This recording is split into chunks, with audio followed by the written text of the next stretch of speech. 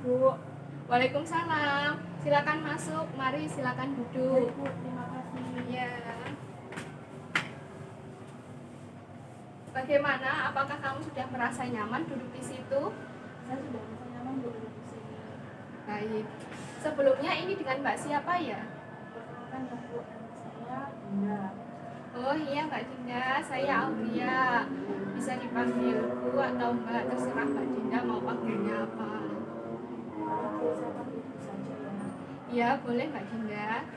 Bagaimana kabar Mbak Dinda hari ini? Alhamdulillah baik Bu. Alhamdulillah. Kegiatan apa yang Mbak Dinda lakukan sebelum datang ke sini? Tadi sebelum datang ke sini saya dari jam 8 sampai jam 10. Mata kuliah apa Mbak Dinda? Kuliah dan mata kuliah konseling traumatik Bu. Oh. Sekarang Mbak Dinda semester berapa? Sekarang saya sudah semester 5. Semester 5, masih ada semester 6, 7, 8 ya Mbak Dinda yang lebih menantang. Selain kegiatan kuliah, kegiatan apa yang biasanya Mbak Dinda lakukan? Saya sudah sih Bu, saya cuma kegiatan kuliah saja sih. Selebihnya saya bersama keluarga. Oke, Mbak Dinda, baik. Sebelumnya, apakah Mbak Dinda sudah pernah mengikuti proses konseling? Sejauh ini belum Bu, saya belum pernah melakukan konseling. Baik, saya akan menjelaskan sedikit tentang apa itu konseling. Jadi konseling adalah proses pemberian bantuan yang dilakukan oleh konselor kepada konseli agar konseli mampu menyelesaikan atau memecahkan masalahnya. Dimana di sini saya sebagai konselornya dan Mbak Dinda sebagai konselingnya. Di sini tugas saya hanya sebagai fasilitator yang menjembatani terselesaikannya masalah, dan Mbak Dinda nanti yang tetap mengambil keputusan. Jadi jangan berharap solusi kepada saya. Sejatinya solusi itu ada kepada Mbak Dinda sendiri. Di sini saya akan membantu untuk menguraikannya. Bagaimana Mbak Dinda? Dan pertemuan konseling hari ini dibatasi oleh waktu kurang lebih 45 menit. Apakah Mbak Dinda bersedia untuk melanjutkannya? Saya bersedia Bu untuk melanjutkannya. Baik. Tadi kan kita sudah tanya tentang kegiatannya Mbak Dinda semester berapa.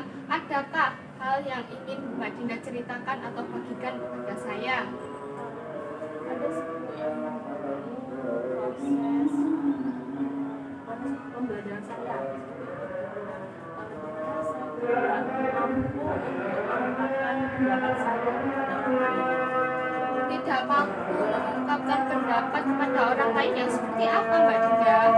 Pada saya pada proses perkuliahan, kalau saya tidak menyampaikan pendapat saya kepada saudara saya, misalnya kita ingin melakukan konsultasi untuk melihat prosesnya yang saya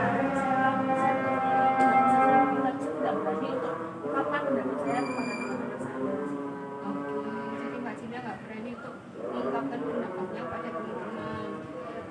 Mbak Dinda tidak berani mengungkapkan atau menyampaikan pendapat itu di luar atau di dalam proses perkuliahan. Proses perkuliahan aja Bu, kalau di lingkungan keluarga sama teman-teman dekat saya itu saya bisa mengungkapkan pendapat saya dan mendengarkan oleh mereka. Proses perkuliahan itu saya belum bisa Oke, sejak kapan peristiwa itu terjadi Mbak Dinda? sejak semester 3 sampai sekarang. Semester 3 sampai sekarang ya. Berapa tingkat kemunculannya itu setiap hari, kadang-kadang atau bagaimana Mbak Dinda? Misalnya kalau ada perkuliahan aja, misalnya di hari itu ada perkuliahan, saya tidak berani menggunakan pendapat saya. Jika tidak ada perkuliahan dan saya bertemu dengan teman saya, itu saya bisa mengatakan pendapat saya. Oke, jadi Mbak Dinda itu tidak bisa mengungkapkan pendapatnya ketika berada dalam proses perkuliahan ya. Dan itu sudah terjadi sejak semester 3 sampai semester 5 sekarang ya.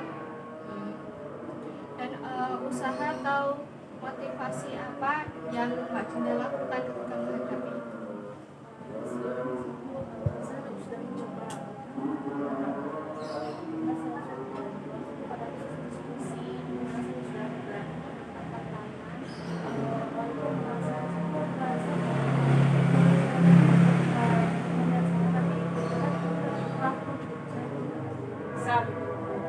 mungkin cuman saya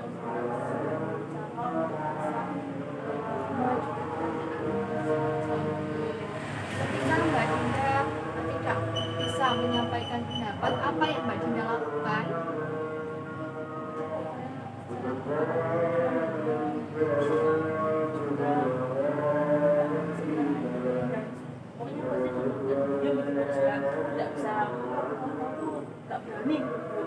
Oke, jadi Mbak Dinda hanya diam dan hanya toleh-toleh saja saat tidak bisa menyampaikan pendapat.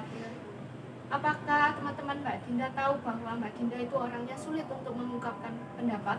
Teman-teman saya sih tahu Bu, itu saya tidak tahu tapi teman-teman saya itu memberikan motivasi kepada saya itu bilang kalau kamu ayo biar kamu tuh bisa, ayo buktikan, jangan pedulikan sekitarmu, seperti itu Bu. Oke, jadi setelah Mbak Dinda cerita tadi, dapat saya simpulkan bahwa Mbak Dinda itu sulit untuk menyampaikan pendapat. Sulit menyampaikan pendapatnya itu ketika proses perkuliahan berlangsung. Dan Mbak Dinda itu walaupun tidak bisa sulit ataupun tidak bisa menyampaikan pendapat, itu Mbak Dinda tetap berusaha untuk mengangkat tangan untuk bertanya kepada teman-teman. Dan lingkungan pertemanan atau teman-teman Mbak Dinda itu sudah tahu juga kalau Mbak Dinda itu sulit untuk mengungkapkan pendapat, tetapi teman-teman Mbak Dinda itu memotivasi Mbak Dinda agar bisa bertanya tanpa membutuhkan omongan orang lain, seperti itu ya.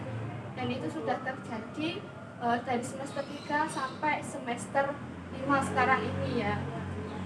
Mbak Dinda itu di luar bisa menyampaikan pendapat, tetapi ketika proses perkuliahan sedang berlangsung, Mbak Dinda itu sulit untuk menyampaikan pendapat. Nah, saya lihat tadi permasalahan yang Mbak Dinda alami itu berada pada batas di atas rata-rata, seperti itu Mbak Dinda. Sekarang usaha apa yang ingin Mbak Dinda lakukan untuk mengatasi hal tersebut? Masalah ini kan dari negara sampai semester ya, dari semester 1 sampai semester itu saya masalah yang pertama saya ingin refleksi diri saya kembali, bisa dulu itu saya bisa aktif tekan saat itu buat saya akan mencoba saya akan berusaha untuk aktif di kelas kayak sering mengajukan pertanyaan kepada teman-teman tanpa menghiraukan teman-teman teman-teman di sekitar saya gitu. Oke, saya senang mendengar usaha yang ingin Mbak Dinda lakukan. Seperti yang pertama, Mbak Dinda ingin mengevaluasi diri Mbak Dinda sendiri. Mbak Dinda ingin bertanya tanpa memikirkan pendapat teman-teman nanti kepada Mbak Dinda. Benar seperti itu?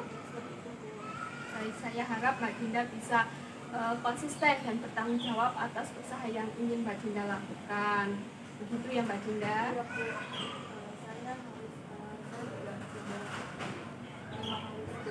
Pada usaha-usaha saya untuk memastikan saya tidak takut lagi mengungkapkan pendapat saya. Oke, ya Mbak Dinda. Saya senang Mbak Dinda datang ke sini dengan sukarela. Apabila Mbak Dinda perlu untuk melakukan proses konseling lagi, kita bisa mengadakan atau menjadwal pertemuan berikutnya. Bagaimana Mbak Dinda? Baik Bu, saya rasa saya perlu kembali untuk memberitahukan problem saya selama 1 minggu ke depan bahwa saya sudah melakukan ini Bu. Baik Mbak Dinda, saya senang Mbak Dinda ingin mengadakan pertemuan kembali, dan saya akan melihat progres yang Mbak Dinda lakukan selama 1 minggu ke depan. Apakah sudah berjalan atau belum, atau Mbak Dinda masih tidak menjalankannya, hanya ucapan Mbak Dinda saja. Seperti itu ya. Terima kasih Mbak Dinda, semoga Mbak Dinda bisa menjalankannya dan sesuai dengan apa yang Mbak Dinda inginkan. Terima kasih, saya senang bertemu dengan Bu Alina. Kita saya pamit dulu ya Bu. Ya, silakan. Terima kasih Mbak Dina untuk hari ini. Ya, silakan monggo.